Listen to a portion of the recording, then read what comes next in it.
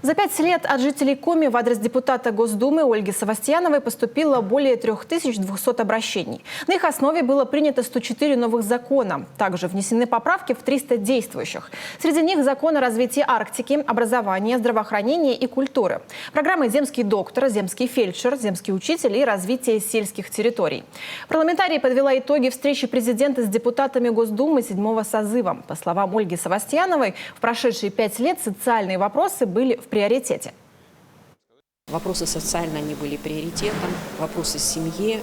Я просто вот одну цифру приведу, потому что действительно очень много решений принято.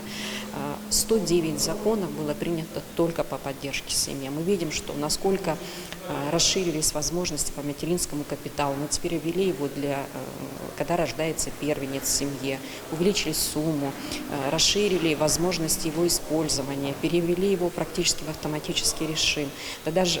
Да даже вот последнее решение, когда пособие деток с 0 до 1,5 лет увеличили в 2 раза, появились новые пособия с 1,5 до 3 лет, с 3 лет до 7.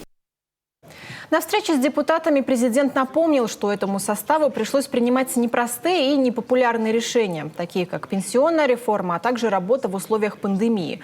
Новые выборы в Госдуму пройдут 19 сентября этого года, в единый день голосования.